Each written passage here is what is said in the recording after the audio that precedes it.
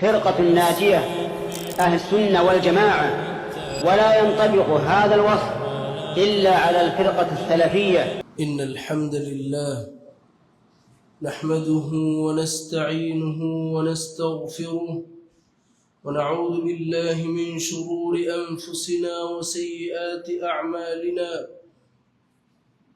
من يهده الله فلا مضل له ومن يضلل فلا هادي له، ونشهد أن لا إله إلا الله وحده لا شريك له،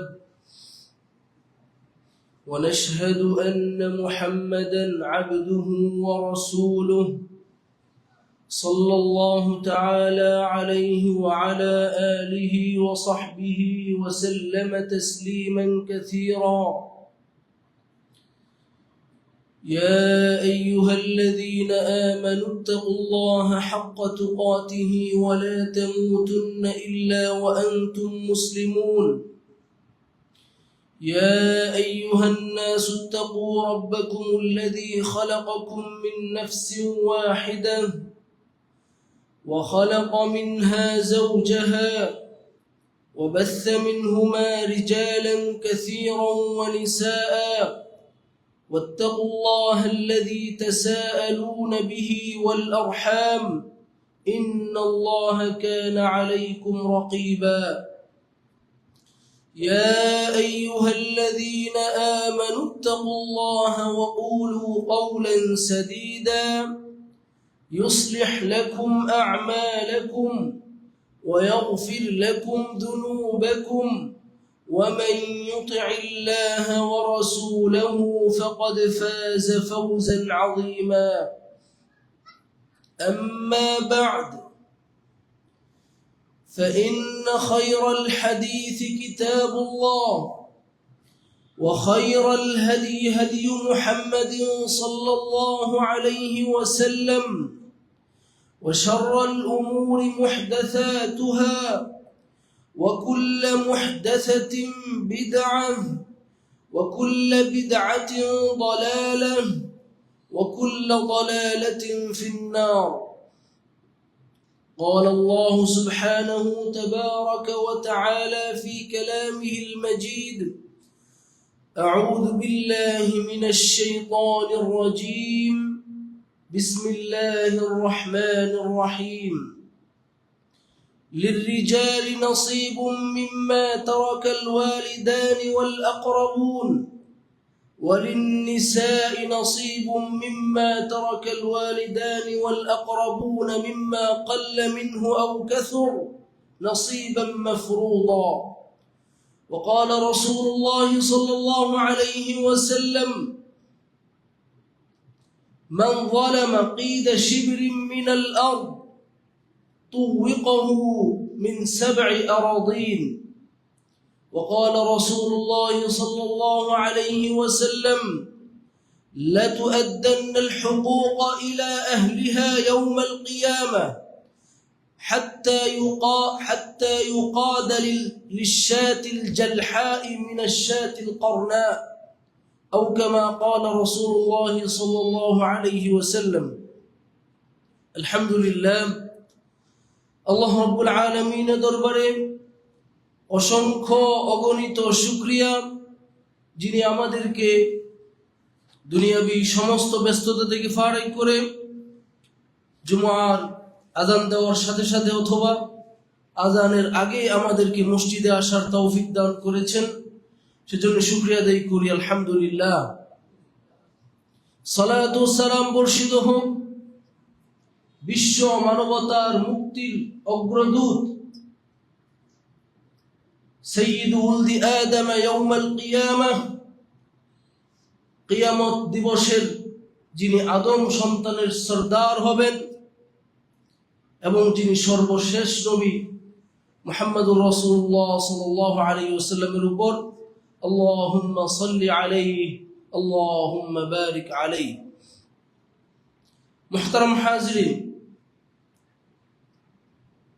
আমরা বর্তমান সময় এমন একটি সমাজ ব্যবস্থায় বসবাস করছি যখন সবলরা দুর্বলদের উপর জুলুম করে, সবলরা দুর্বলদের অধিকার থেকে বঞ্চিত করে, ভাই তার বোনকে বাবার ত্যায্য সম্পত্তি থেকে বঞ্চিত করে,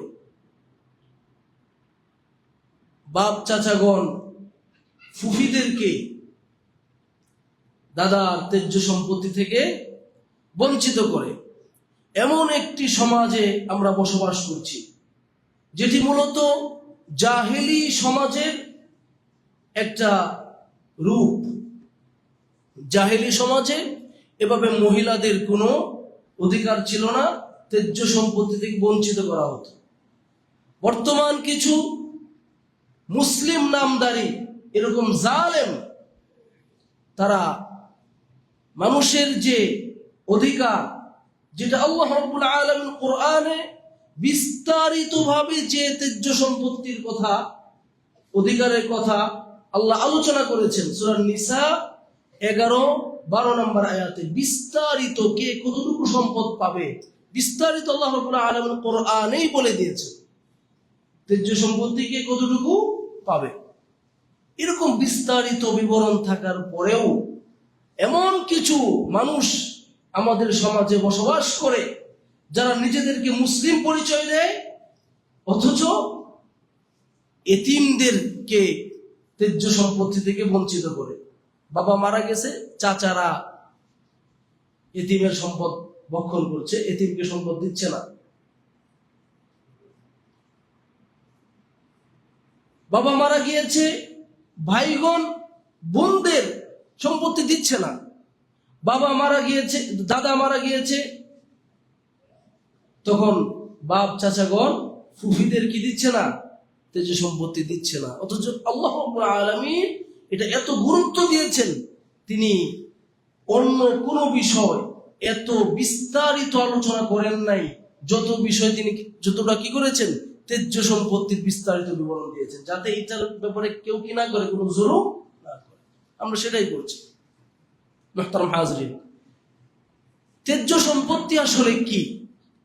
আজকে ইনশাআল্লাহ আমরা আলোচনা করব ওয়ারিসদের সম্পদ আত্মসাৎ করার পরিণতি। এর আগে আমরা একটু আলোচনা করব যে ত্যায্য সম্পত্তি কি এবং একজন ব্যক্তি মারা গেলে তখন তার এই সম্পদগুলাকে কয় ভাগে ভাগ করে কি করতে হবে।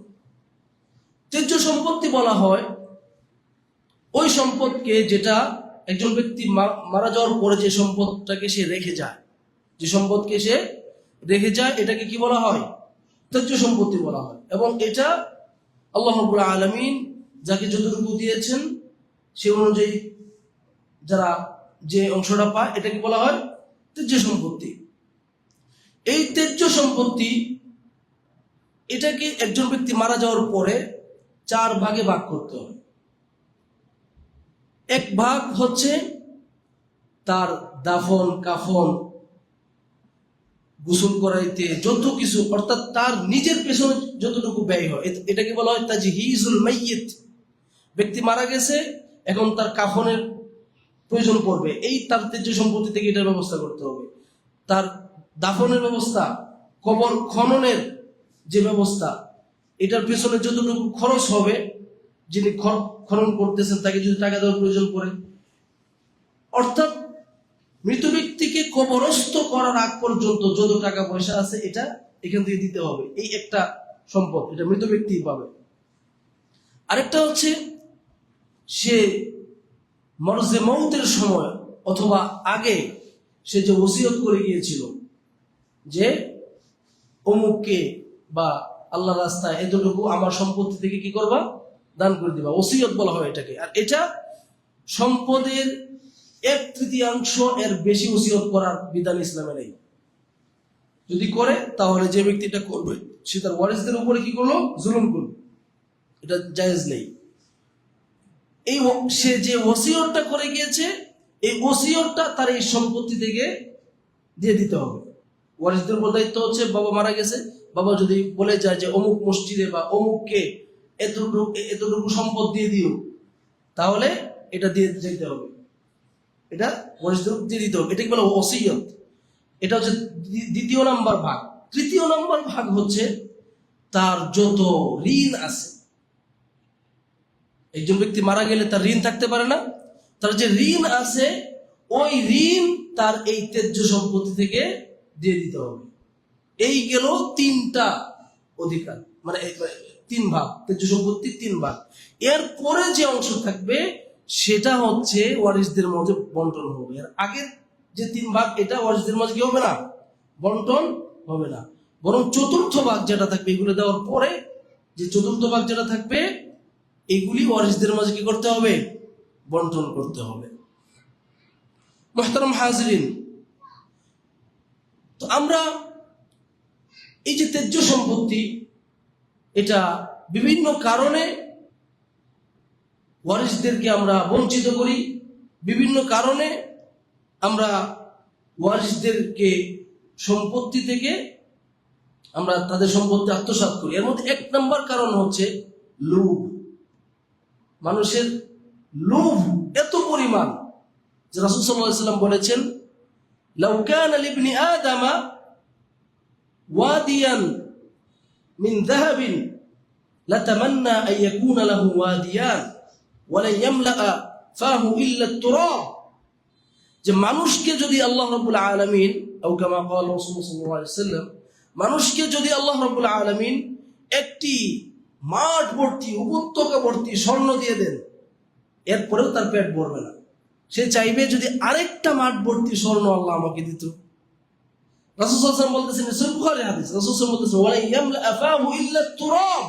মাটি ব্যতীত তার এই যে মুখ, এটাকে কেউ বন্ধ করতে পারবে না, পূর্ণ করতে পারবে না। মানে কবরের যখন সে যাবে তার মুখের উপর মাটি পড়বে, ওই মাটি কি করতে পারবে, তার এই আশা, তার যে এই যে তার যে আকাঙ্ক্ষা, এটা বন্ধ করতে পারবে। এছাড়া সে চায় আর চায়, চায় আর চায়। কোন ব্যক্তি এটা বলে না আমার সম্পত্তি যথেষ্ট, আর সম্পত্তি লাগবে না, এটা বলে না, এই কথাটা বলে না। তাহলে বোঝা গেল মানুষের লোভের কারণে মানুষ কি করে, বোনদেরকে বঞ্চিত করে, ফুফিদেরকে বঞ্চিত করে, এতিমদেরকে বঞ্চিত করে। কিভাবে আমি আমার সম্পদকে বাড়াইতে পারি, কিভাবে একটু সম্পদ আমার কবজায় আসবে, এই চেষ্টা, এই যে লোভ, এই লোভের কারণে কি করা হয়, এই বোনদেরকে, ফুফিদেরকে, এতিমদেরকে সম্পত্তি থেকে বঞ্চিত করা হয়। আরেকটি বড় কারণ হচ্ছে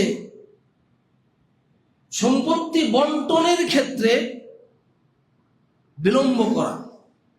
এটা জায়েজ নাই, হারাম একটা কাজ, এটাই সমাজে বেশি হয়। বাবা মারা গেছে, এখন এইটা বন্টন করতে করতে কয়েক বছর চলে যায়, 10 বছর পর 20 বছরও চলে যায়।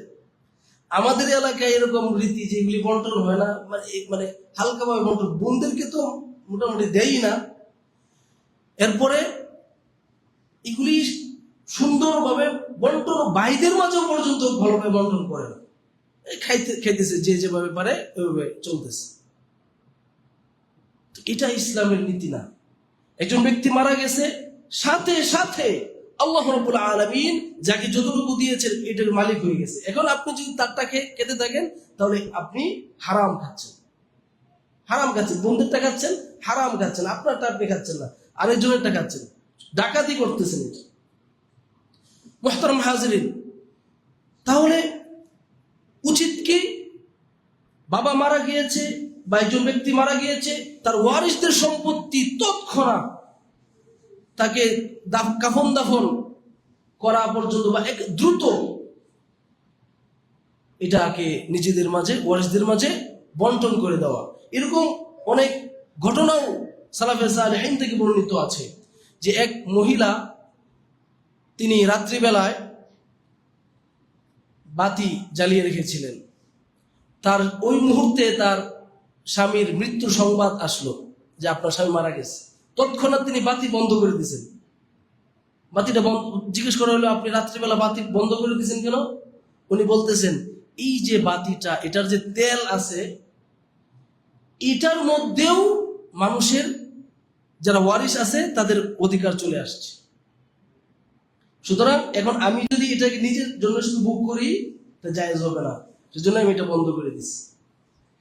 এরপরে আরেক মহিলা তার সম্পর্কে এসেছে যে উনি মানে খামির করছিলেন, যে আটা দিয়ে খামির করছে রুটি বানাবেন। তো স্বামীর মৃত্যু সংবাদ আসলো, উনি আর আটা বানানো বন্ধ করে দিয়েছেন, হাত ঝেড়ে উঠে গেছে। কি ঘটনা? আপনি কেন আটা বানানো বন্ধ করে দিলেন? বলতেছেন এই যে আটা এটার মধ্যে ওয়ারিসদের অধিকার প্রতিষ্ঠিত হয়ে গেছে, শুধু আমার অধিকার না, এই আটার মধ্যেও সমস্ত ওয়ারিসদের অধিকার চলে আসছে। এখন আমি এটা খেয়ে ফেলবো মানে অন্য ওয়ারিসদেরকে আমি ঠকাচ্ছি। এখন আর এটা আমার জন্য খাওয়া কি হচ্ছে না, বৈধ হচ্ছে না। আমাদের সমাজে একটা ভুল কনসেপশন চলে আসছে যে বাবার শুধু যদি বাবা জমি রেখে যায় ওইটাই শুধু বন্টন করতে হয়, আর কিছুর মধ্যে মনে হয় কি নাই আপনার এই মানে এটা বন্টন করতে হয় না, বা আর কিছু মনে ঐতিহ্য সম্পত্তি হিসেবে মিরাজ হিসেবে গণ্য হয় না। এটা একটা মারাত্মক ভুল ধারণা। বাবা যদি এটা লুঙ্গি রেখে যায়, লুঙ্গি, ওইটার মধ্যে সবার অধিকার আছে। বাবা যদি 1 কেজি লবণ রেখে যায় ওইটার মধ্যে সবার অধিকার আছে। এভাবে যত কিছু রেখে যাবে সব কিছুর মধ্যে কি বাবার বাড়ি, অনেক সময় কি করে বোনদেরকে বাবার বাড়ি থেকে বঞ্চিত করা হয়, এটাও জায়েজ নাই। এই বাড়ির মধ্যেও বোনদের কি আছে, এখানে অংশ আছে। সেজন্য এটা মনে রাখতে হবে যে শুধুমাত্র এই যেগুলি বাহিরের সম্পদ এগুলির মধ্যেই শুধু মানে এটা মিরাজ হিসেবে গণ্য হবে, এগুলি শুধু বন্টন করতে হবে এরকম না বিষয়টা। বাবা যা কিছু রেখে যাবে সব কিছুর মধ্যেই সব কিছুই তেজ্য সম্পত্তি হিসেবে গণ্য হবে, এবং সব কিছুই ওয়ারিসদের মাঝে যে যতটুকু পাবে তার অধিকার অনুযায়ী বন্টন করতে হবে। অন্য ওয়ারিসদের অনুমতি না নিয়ে, তাদের সন্তুষ্টি না নিয়ে আপনি যদি 1/2 কেজি লবণ 1 কেজি লবণ 1/2 কেজি লবণও খেয়ে ফেলেন, আপনি তাদের উপর জুলুম করলেন। এই বিষয়টা মাথায় রাখতে হবে। তাহলে একজন ব্যক্তি ওয়ারিস, মুরিস বলা হয়, যিনি মারা যান, মালিক যিনি মারা যান তাকে বলা হয় মুরিস, আর যারা জীবিত থাকে তাদেরকে বলা হয় ওয়ারিস, যারা এটা পায়। তো মুরিস বা মালিক যখন মারা যাবে তখন দায়িত্ব হচ্ছে যত দ্রুত সম্ভব ওয়ারিসদের মানে সম্পত্তি বন্টন করে দেওয়া। রাসূল সাল্লাল্লাহু আলাইহি ওয়াসাল্লাম তিনি তার কাছে যদি কোনো একটা জিনিস অন্যের অধিকার থাকতো তাহলে তিনি ছটফট করতেন কখন এটাকে নিচের থেকে বাহির করে দিবেন। সেই বুখারীতে একটি ঘটনা এসেছে যে রাসূল সাল্লাল্লাহু আলাইহি ওয়াসাল্লাম তিনি একবার সালাত পড়াচ্ছিলেন, তারপরে সালাত শেষ করে তিনি দ্রুত বাড়িতে চলে গেছেন। তো সাহাবাকেরা আশ্চর্য হয়ে গেছেন যে তিনি এত তাড়াহুড়া করে কেন বাড়িতে চলে গেলেন। পরে তিনি একটা স্বর্ণের অংশ, এক টুকরা স্বর্ণ তিনি নিয়ে আসলেন। বলতেছেন এই যে এক টুকরা স্বর্ণ, এটা আমার কাছে ছিল, আর আমি কখন এটা মানুষের মাঝে, এটা তো আমার না, আমি কখন এটা ইতিম মিসকিন অসহায়দের মাঝে এটা বন্টন করব, এটা আমাকে তাড়া করছিল। তো আমি তাড়াতাড়ি এটা কি করে দিয়েছি, মানুষের মাঝে বন্টন করে দিয়েছি। তাহলে এই যে বাবা মারা গিয়েছে, এখন যিনি বাবার বড় সন্তান তার উপরে দায়িত্ব চলে আসছে কি করা, এটাকে সমস্ত ওয়ারিসদের মাঝে বন্টন করে দেওয়া। নিজে রেখে নিজে প্রয়োজন মতো খাইতে থাকা তাদের সম্পত্তি, এটা উচিত না। যত দ্রুত সম্ভব ভাই বোনদের মাঝে এবং যারা পাবে তাদের মাঝে বন্টন করে দেওয়া। এটা যারা করবে না, যারা ন্যূনতম ওয়ারিসদের সম্পত্তি যারা আত্মসাৎ করবে, তাদের কি পরিণতি, ভয়ঙ্কর পরিণতির কথা হাদিসে বর্ণিত হয়েছে। মুহতারাম হাজিরিন, যে ব্যক্তি ওয়ারিসদের সম্পত্তি আত্মসাৎ করবে ওই ব্যক্তি আল্লাহ রাব্বুল আলামিনের কাছে একটা জালেম হিসেবে গণ্য হবে। ওই ব্যক্তি আল্লাহর কাছে জালেম হিসেবে গণ্য হবে, আর ওই ব্যক্তি আল্লাহর ভালোবাসা থেকে বঞ্চিত হবে। ওই ব্যক্তি কোনোদিন আল্লাহর ভালোবাসা পাবে না। রাসূলুল্লাহ সাল্লাল্লাহু আলাইহি ওয়াসাল্লাম বলেন, ইন্নাল্লাহা লা ইউহিব্বুল যালিমিন, নিশ্চয়ই আল্লাহ রাব্বুল আলামিন তিনি জালেমদেরকে ভালোবাসেন না। জালেমরা আল্লাহর ভালোবাসা থেকে বঞ্চিত হয়। সুতরাং আপনি বোনদের উপর জুলুম করে আপনি তাদের সম্পত্তি খেয়ে ফেলবেন,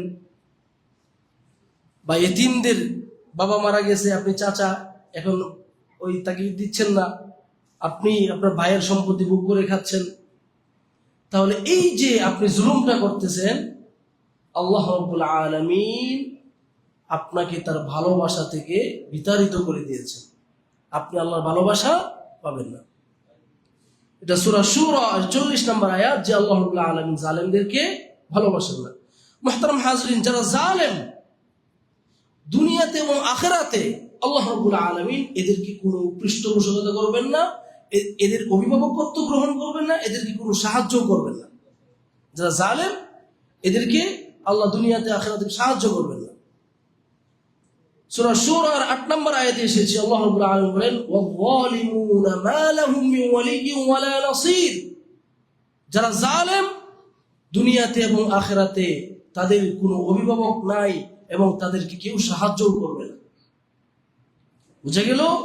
আজকে যারা বোনদের সম্পত্তি, এতিমদের সম্পত্তি, ফুফিদের সম্পত্তি বা অন্যান্য ওয়ারিসদের সম্পত্তি যারা আত্মসাৎ করছেন, ওয়ারিসদের উপর যারা জুলুম করছেন, সতর্ক হয়ে যান। আল্লাহ রাব্বুল আলামিনের সাহায্য থেকে আপনি বঞ্চিত হবেন। মুহতারাম হাজরিন, আল্লাহ রাব্বুল আলামিন এই যারা জুলুম করবে, ওয়ারিসদের উপর জুলুম করবে, ওয়ারিসদের সম্পত্তি আত্মসাৎ করবে, এদেরকে আল্লাহ রাব্বুল আলামিন যন্ত্রণাদায়ক শাস্তির সুসংবাদ দিয়েছেন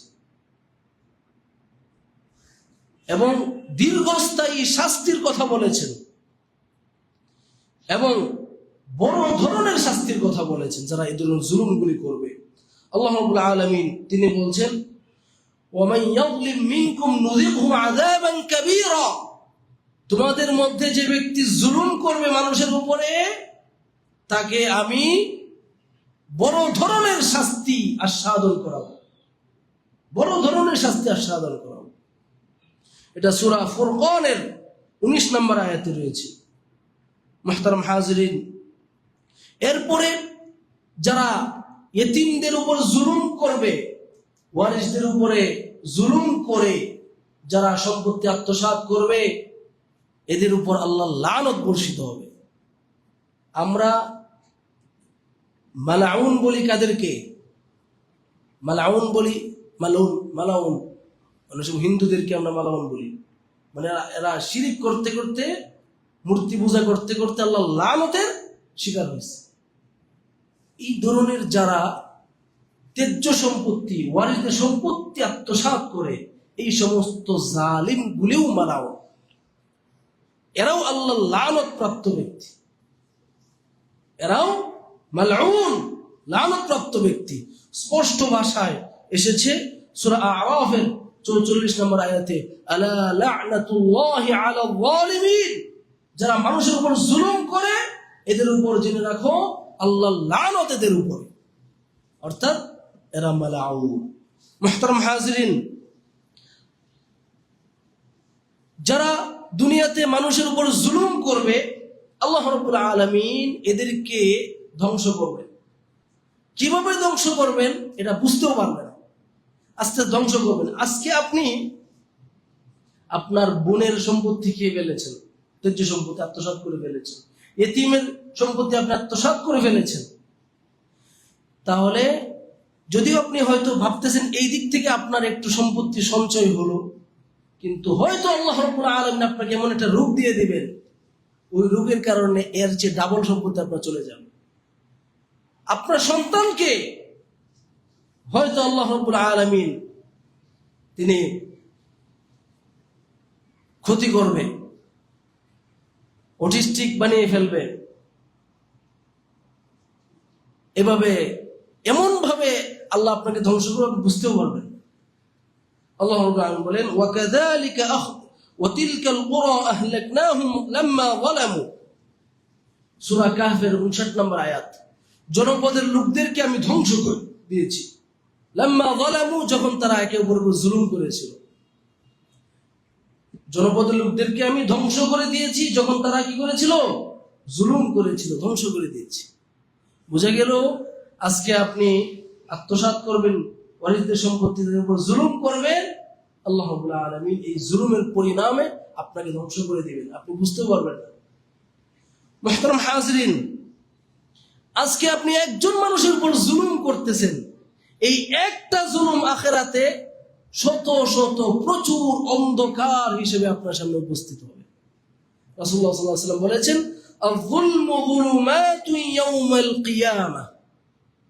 আপনি মানুষের উপর একটা জুলুম করবেন, আখিরাতে এই একটা জুলুম অনেক অন্ধকার হিসেবে, অনেক শাস্তি হিসেবে আপনার সামনে ধরা দেবে। আপনি হতভম্ব হয়ে যাবেন, আমি মাত্র একটা জুলুম করেছি, এত শাস্তি কেন, এত শাস্তি হবে। সেজন্য এই জুলুম থেকে বিরত থাকতে হবে। মুহতারাম হাজরিন, যারা ওয়ারিসদের সম্পত্তি আত্মসাৎ করছে তাদের কোনোভাবেই আল্লাহর শাস্তি থেকে বাঁচার কোনো পদ্ধতি নেই। আল্লাহ রাব্বুল আলামিন নিজে জুলুম করেন না এবং জালেমদেরকেও তিনি পছন্দ করেন না। মানুষ তো দূরের কথা, পশু পাখিও যদি একে অপর জুলুম করে, কিয়ামতের দিন আল্লাহ রাব্বুল আলামিন পশু পাখিদের থেকেও এই জুলুমের শাস্তি দিবেন এবং পরে তাদেরকে মাটির সাথে মিশিয়ে দিবেন। সহিহ মুসলিমে এসেছে, নবী করিম সাল্লাল্লাহু আলাইহি ওয়াসাল্লাম বলেছেন, লা তুআদ্দান্নাল হুকুকা ইলা আহলিহা ইয়াওমাল কিয়ামাহ। দুনিয়াতে তোমরা হয়তো মানুষের হক মেরে খেয়ে ফেলেছো, কিন্তু অবশ্যই অবশ্যই আখিরাতে এই হকগুলি মানুষের কাছে আদায় করে দিতে হবে, হকগুলি দিয়ে দিতে হবে মানুষের হক। লা তুআদ্দান্নাল হুকুকা ইলা আহলিহা ইয়াওমাল কিয়ামাহ। যে সমস্ত হক তোমরা দুনিয়াতে মেরে খেয়েছো মানুষের, এই হকগুলিকে আখিরাতে কিয়ামতের দিবসে ওই হকগুলিকে অবশ্যই হকদারদের কাছে হস্তান্তর করতে হবে। তোমরা মনে করো না যে এখন খেয়ে ফেলেছি, গেছে, বেঁচে গেলাম, বাঁচার কোনো সুরত নাই। এরপর রাসূল সাল্লাল্লাহু আলাইহি ওয়াসাল্লাম একটা উদাহরণ দিয়ে বুঝাচ্ছেন, হাত্তা ইউকাদা লিশ-শাতিল জালহা মিনাশ-শাতিল করনা। দুইটা ছাগল, একটার শিং আছে আর একটার শিং নাই। তো শিংওয়ালা ছাগি যদি শিংহীন ছাগিকে গুতা দেয়, তাহলে আল্লাহ রাব্বুল আলামিন কিয়ামতের দিন ওই শিংহীন ছাগির পক্ষ হয়ে ওই শিংওয়ালা ছাগির কাছ থেকে তিনি প্রতিশোধ নেবেন, শাস্তি দিবেন। মানে তাকে বলা হবে, তুমিও তাকে কি দাও, এরকম একটা গুতা দাও। তো এভাবে প্রতিশোধ নেওয়া হবে। এরপরে বলা হবে যে তোমরা জমিনের সাথে মিশে যাও। রাসূল সাল্লাল্লাহু আলাইহি ওয়াসাল্লাম এটা দ্বারা কি বুঝাইছেন? পশু পাখিরা একে অপরের জুলুম করলে বাঁচার কোনো সুরত নাই, পশু পাখিদেরও বিচার হবে কিয়ামতের দিন একে অপরের জুলুম করলে। তাহলে মানুষের কি অবস্থা হবে? মানুষ যদি একে অপরের জুলুম করে, ওই জুলুমের কি আল্লাহ বিচার করবেন না? রাসূল সাল্লাল্লাহু আলাইহি ওয়াসাল্লাম এটাই বলতেছেন যে অবশ্যই অবশ্যই আখিরাতে হক সমূহ হকদারদের কাছে হস্তান্তর করতে হবে। দুনিয়াতে যে সমস্ত হক তোমরা মেরে দিয়েছো, এই হকগুলি হকদারদের কাছে আখিরাতে হস্তান্তর করতে হবে। এমন কি একটা শিংহীন ছাগি, তাকে যদি শিংওয়ালা ছাগি কি করে গুতা দেয়, ওই শিংহীন ছাগির পক্ষ ওই শিংওয়ালা ছাগির কাছ থেকে প্রতিশোধ নেওয়া হবে আখিরাতে। মানুষের কি অবস্থা হবে তাই? মানুষের কি অবস্থা হবে তাই?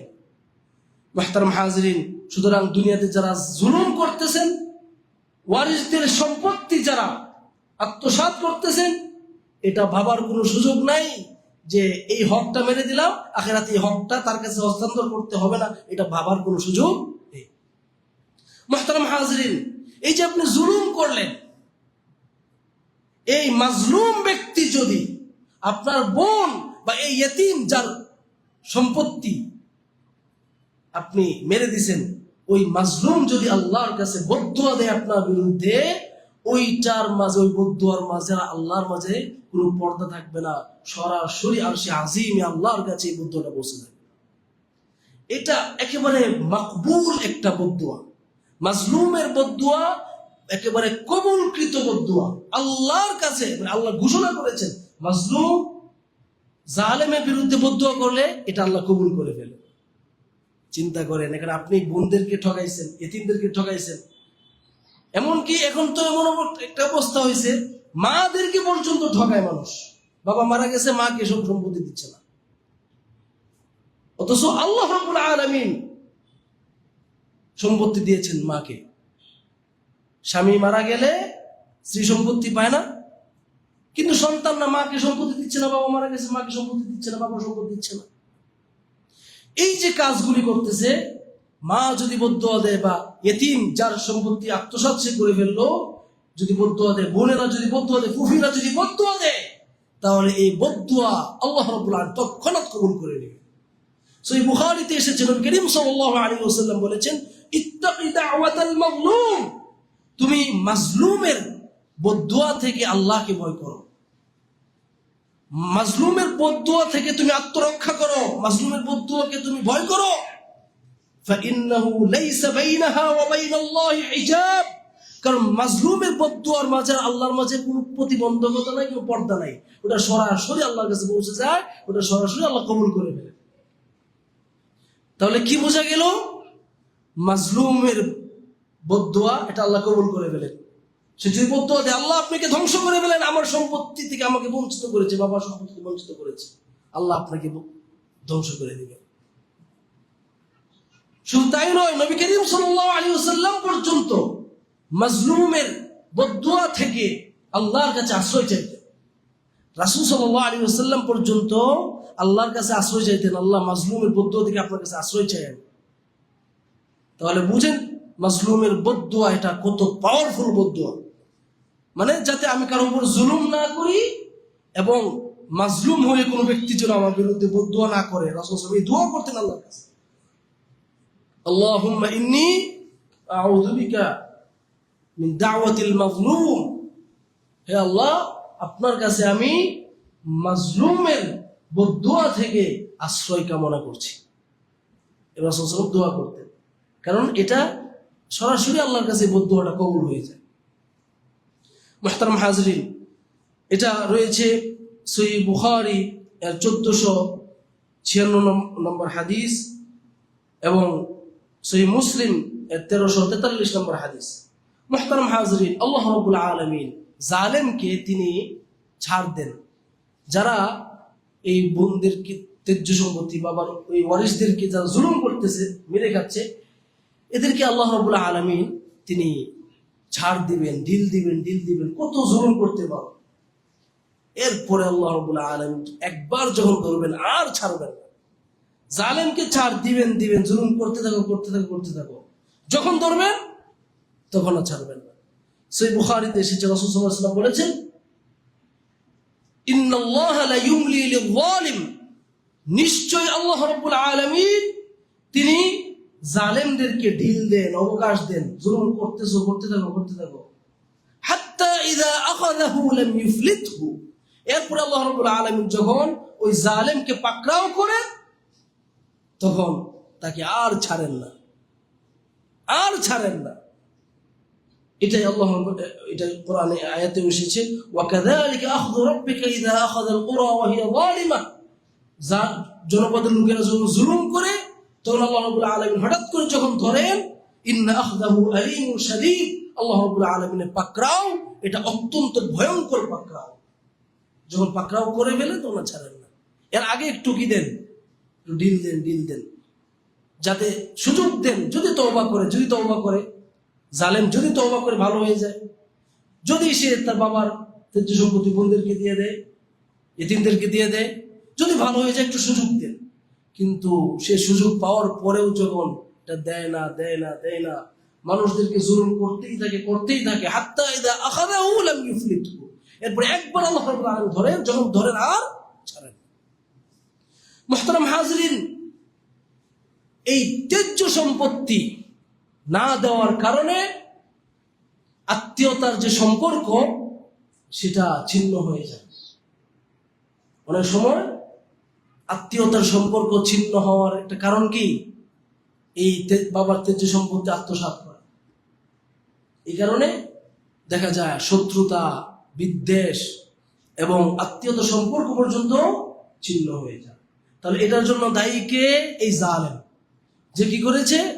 এই ওয়ারিসদের সম্পত্তি যিনি আত্মসাৎটা করেছেন, এই জালেমটাই হচ্ছে কি, যদি এই সম্পর্কটা ছিন্ন হয়, মূল দায়ী হচ্ছে কে? এই যে আত্মসাৎকারী।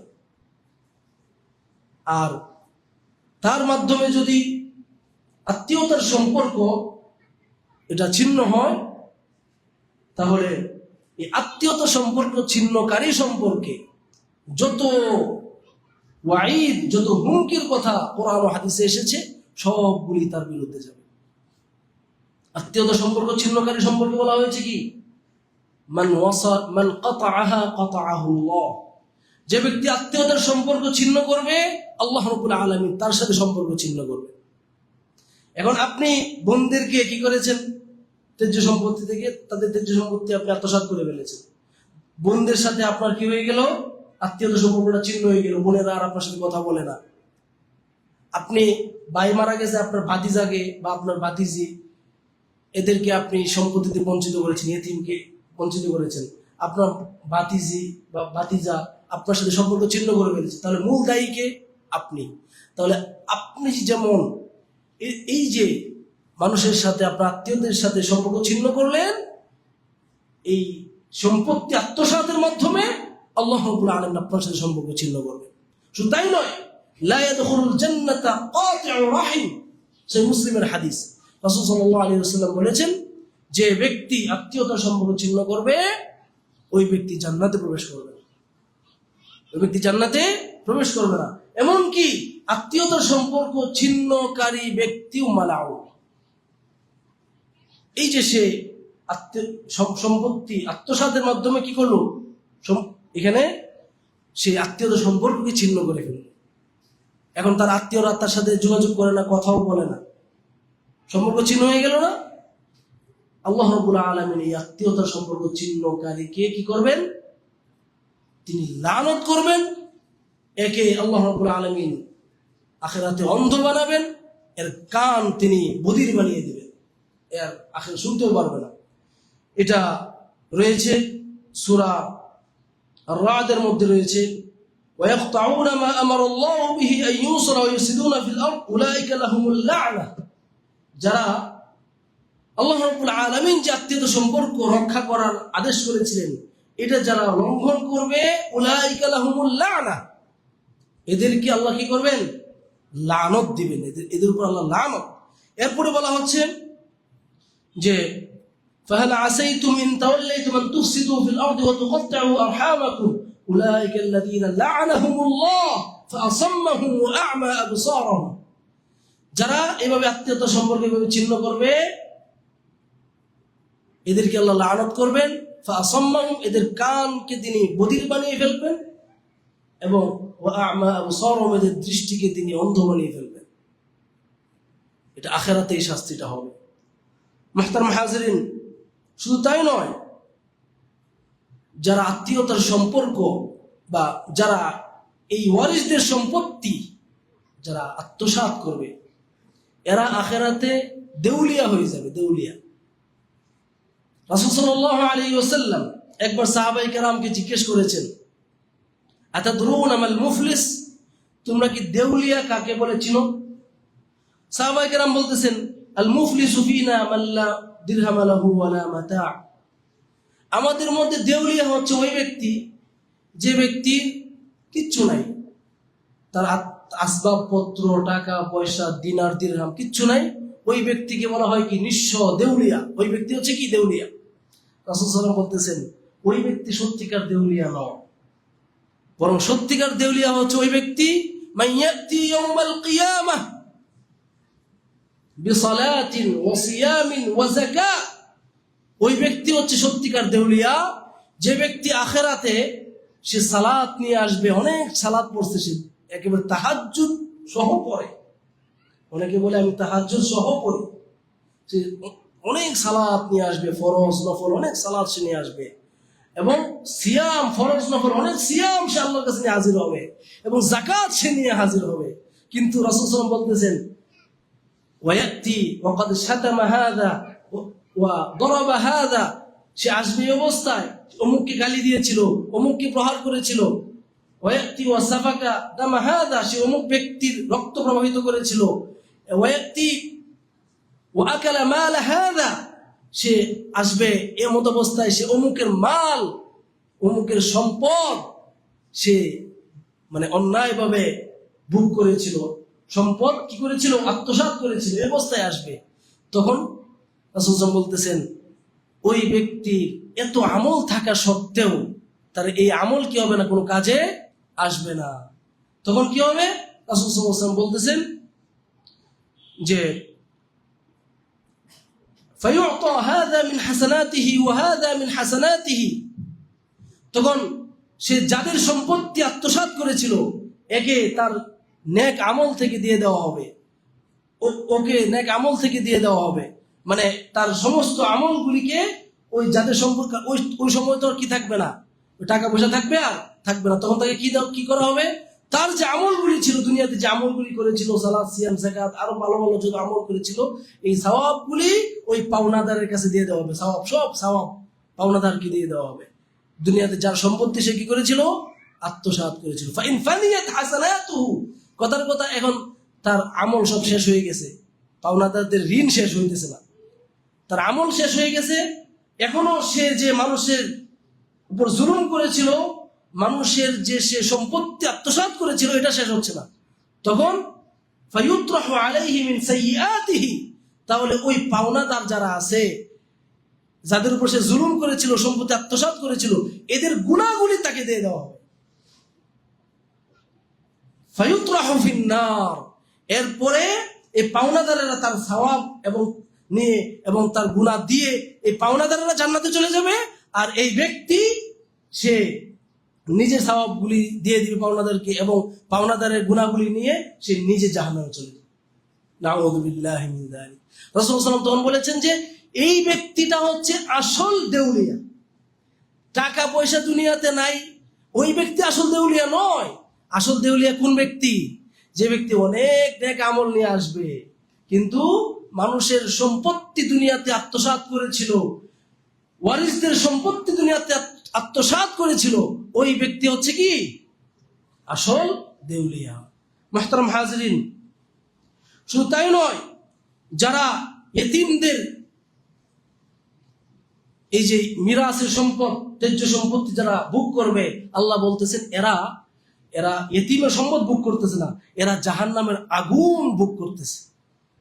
আল্লাহ রাব্বুল আলামিন বলেন সূরা নিসা 10 নম্বর আয়াত, ইন্নাল্লাযীনা ইয়াকুলুনা আমওয়ালাল ইয়াতামা যুলমান, নিশ্চয়ই যারা ইতিমদের সম্পদকে জুলুম করে ভক্ষণ করে, ইন্নামা ইয়াকুলুনা ফি বুতুনিহিম নারা, নিশ্চয়ই তারা তাদের পেটের মধ্যে আগুন খাইতেছে। আচ্ছা, ইতিম সম্পদ খাচ্ছে না, কি খাচ্ছে, আগুন খাচ্ছে। পরিণাম কি, ওয়াসায়াসলাউনা সাইরা, দুনিয়াতে ইতিমের সম্পদ খাচ্ছে মানে আগুন খাচ্ছে, দুনিয়াতে আগুন খাচ্ছে, আর আখিরাতেও সে জাহান্নামের লেলিহান অগ্নি আগুনের মধ্যে সে প্রবেশ করবে। নাউযু বিল্লাহি মিন যালিক। সুতরাং যারা ভাই মারা যাওয়ার পরে তখন ইতিমদের নিজের ভাইয়ের সম্পত্তি দিচ্ছে না, এদের সতর্ক হওয়া উচিত। দুনিয়াতেই আগুন খাচ্ছে, আখিরাতেও আগুনে বসবাস করবে। শুধু তাই নয়, যারা ইতিমদের এভাবে সম্পত্তি আত্মসাৎ করে ফেলে, এটাকে বলা হয়েছে কিনা সাবঈল মুবিকাত, 7টা অপরাধ আছে যে অপরাধগুলি মারাত্মক অপরাধ, মানুষকে ধ্বংস করে ফেলে। এর মধ্যে একটা হচ্ছে কি, আকলু মালিল ইয়াতীম, ইতিমের সম্পত্তি আত্মসাৎ করা, খেয়ে ফেলা। এটা হচ্ছে 7টা ধ্বংসকারী গুনাহ, মানুষকে ধ্বংস করে দেয়। এর মধ্যে একটা, এই হাদিসটি রয়েছে সহিহ বুখারী এর 2766 নম্বর হাদিস। মুহতারাম হাজরিন, যারা এই যে ওয়ারিসদের সম্পত্তি অল্প পরিমাণ 1 বিঘত সম্পত্তিও যদি আত্মসাৎ করে ফেলে, অর্থাৎ আপনার বাবা 10 কাঠা জমি রেখে গেছেন, আপনি আপনার ভাই কথার কথা পাওয়ার কথা ছিল আপনার অর্ধেক 5 কাঠা পাওয়ার কথা ছিল, বা আরো যতটুকু আসে, এর মধ্যে আপনি যদি এক বিঘত সম্পত্তিও যদি আপনার ভাইয়ের, আপনার বোনের, অথবা আপনার ভাতিজার সম্পদ আপনি মেরে দেন, এক বিঘত জমিও যদি আপনি আপনার কবজায় নিয়ে আসেন জুলুম করে, তাহলে 7 স্তবক জমিন আপনার গলায় বেরি বানিয়ে লটকিয়ে দেওয়া হবে। নাউযুবিল্লাহ। রাসূল সাল্লাল্লাহু আলাইহি ওয়াসাল্লাম বলেছেন, মান যালামা কিদা শিবরিন মিনাল আরদ, যে ব্যক্তি এক বিঘত জমিন কারো কাছ থেকে জুলুম করে সে আত্মসাৎ করে ফেলবে, তুওয়িকাহু মিন 7 আরাদিন, তাহলে আখিরাতে 7 স্তবক জমিনকে তার গলায় বেরি বানিয়ে লটকিয়ে দেওয়া হবে। 7 স্তবক জমিন, দেখেন অল্প মাটি তো কত ওজন, 7 স্তবক জমিনকে যদি কোনো ব্যক্তির গলা লটকিয়ে দেওয়া হয়, তখন চিন্তা করেন ওই ব্যক্তির অবস্থা থাকবে? ওই ব্যক্তির কি হবে? ওই ব্যক্তি একেবারে থেতলে যাবে, নিশ্চিহ্ন হয়ে যাবে। এভাবে তাকে শাস্তি দেওয়া হতে থাকবে। এরপরে এটা সহিহ বুখারী 2453 নম্বর হাদিসে এসেছে। সহিহ বুখারী এর 2454 নম্বর হাদিসে এসেছে, খুসিফা বিহি ইয়াউমাল কিয়ামাতি ইলা 7 আরাদিন, ওই ব্যক্তিকে 7 স্তবক জমিনের উপর থেকে ধসিয়ে দেওয়া হবে, 7 স্তবক জমিনের নিচ পর্যন্ত ধসিয়ে দেওয়া হবে। এভাবে সে তাকে শাস্তি দেওয়া হতে থাকবে। শুধু তাই নয়, মুহতারাম হাজিরিন, আল্লাহ রাব্বুল আলামিন এই যে ওয়ারিসদের সম্পত্তি সূরা নিসা এর 11 এবং 12 নম্বর আয়াতে ওয়ারিসরা কে কতটুকু পাবে এটা বলার পরে সূরা নিসা এর 13 এবং 14 নম্বর আয়াতে যারা এই ওয়ারিসদের সম্পত্তিকে মানুষের মাঝে বন্টন করে দিবে তাদের পুরস্কারের কথা বলেছেন, আর যারা আত্মসাৎ করে ফেলবে এদের চূড়ান্ত শাস্তির কথা তিনি ঘোষণা করে দিয়েছেন। সূরা নিসা এর 11-12 নম্বর আয়াতে কি বলেছেন? কে কতটুকু সম্পত্তি পাবে, বাবা বা মালিক যে ব্যক্তি মারা গিয়েছে তার কে কতটুকু সম্পত্তি পাবে সেটা বিবরণ দিয়েছেন সূরা নিসা 11 এবং 12 নম্বর আয়াতে। 13 এবং 14 নম্বর আয়াতে যারা এই অনুযায়ী বন্টন করে সবাইকে বুঝাই দিয়ে দিবে এদের পুরস্কার কি সেটা বলেছেন। আর 14 নম্বর আয়াতে তিনি বলেছেন যারা এটা মানবে না, আল্লাহর এই ফয়সালা অনুযায়ী আমল করবে না, এদের কি পরিণাম সেটা বলেছেন। আল্লাহ রাব্বুল আলামিন সূরা নিসা 13 নম্বর আয়াতে বলেন, তিলকা হুদুদুল্লাহ, এই যে আল্লাহ কে কতটুকু ভাবে বর্ণনা করে দিয়েছেন, এগুলি হচ্ছে আল্লাহর সীমা। ওয়ামান ইউতিইল্লাহ ওয়া রাসূলাহু ইউদখিলহু জান্নাতিন তাজরি মিন তাহতিহা আল-আনহার খালিদিনা ফিহা, যে ব্যক্তি আল্লাহ এবং তার রাসূলের অনুসরণ করে এই তেজ্য সম্পত্তি যে যতটুকু পাবে দিয়ে দিবে, ওই ব্যক্তি আল্লাহ এবং তার রাসূলের আনুগত্য করলো, আর আল্লাহ রাব্বুল আলামিন এই পুরস্কার হিসেবে তাকে জান্নাত দান করবেন, যে জান্নাতের তলদেশ দিয়ে নহর সমূহ প্রবাহিত হবে। যালিকাল ফাউজুল আযীম, আল্লাহ রাব্বুল আলামিন বলছেন এই লোক, এই বিধান, এই তেজ্য সম্পত্তি মিরাস বন্টনের মাধ্যমে সে যে জান্নাত পেয়ে ফেললো, এটা হচ্ছে তার জন্য একটা মহা সফলতা। এই জান্নাত পাওয়াটা এটা হচ্ছে কি সাকসেস, এটা গ্রেট সাকসেস, বড় ধরনের একটা কি সফলতা। এরপরে আল্লাহ রাব্বুল আলামিন বলতেছেন যারা এটা মানবে না, আল্লাহ যে বন্টন করেছেন এখান থেকে যারা সম্পত্তি আত্মসাৎ করে ফেলবে, ওয়ারিসদেরকে ঠকাবে, এদের কি শাস্তি সেটা আল্লাহ বলতেছেন। ওয়ামান ইয়াসিল্লাহ ওয়া রাসূলাহু ওয়া ইয়াতাআদ্দা হুদুদাহু, যে ব্যক্তি আল্লাহ এবং তার রাসূলের বাধ্য হবে এবং আল্লাহ যে সীমাগুলো নির্ধারণ করে দিয়েছেন এগুলি যারা লঙ্ঘন করবে, ইউদখিলহু নারান খালিদান ফিহা, আল্লাহ রাব্বুল আলামিন ওই ব্যক্তিকে জাহান্নামে প্রবেশ করাবেন। খালিদান ফিহা, ওই জাহান্নামে সে ব্যক্তি দীর্ঘ সময় বসবাস করবে। আল্লাহ রাব্বুল আলামিন বলছেন ওয়ালাহু আযাবুম মুহিন, ওই ব্যক্তির জন্য অপমানজনক শাস্তি অপেক্ষা করছে। ওই ব্যক্তির জন্য কি আছে? অপমানজনক শাস্তি অপেক্ষা করছে। জাহান্নামে তো সে যাবেই, জাহান্নামের আগুনে পুড়তে থাকবে, আর তাকে অপমানজনক শাস্তি দেওয়া হতে থাকবে। এমন এমন শাস্তি দেওয়া হবে যেগুলি কারণে সে অপমানিত হবে, অপমানজনক শাস্তিও দেওয়া হবে, আগুনে পুড়বে এবং অপমানজনক শাস্তি তাকে দেওয়া হতে থাকবে। এটা কাদেরকে আল্লাহ বলতেছেন? যারা এই ওয়ারিসদের সম্পত্তি আত্মসাৎ করবে, এদের শেষ পরিণাম কি?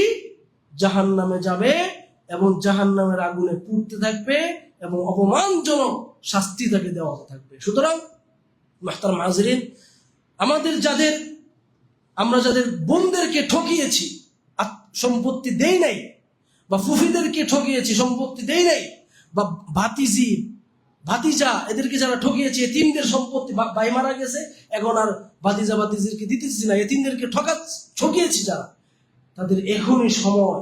যদি জাহান্নামের আগুন থেকে বাঁচতে চান তাহলে আপনি এই ওয়ারিসদের সম্পত্তি আত্মসাৎ করা থেকে ফিরে আসুন, তাদের সমস্ত সম্পত্তি যে যতটুকু পাবে সবাইকে দিয়ে দিন। এছাড়া আপনি আখিরাতে জান্নাত পেতে পারবেন না এবং জাহান্নাম থেকে মুক্তি লাভ করতে পারবেন না। আকুলু হাযা ওয়াস্তাগফিরুল্লাহ লি ওয়া লাকুম ওয়া লিসাইরিল মুসলিমিনা মিন কুল্লি যামবিন ফাস্তাগফিরুহু ওয়া তুবু ইলাইহি ইন্নাহু হুয়াত তাওয়াবুর রাহিম।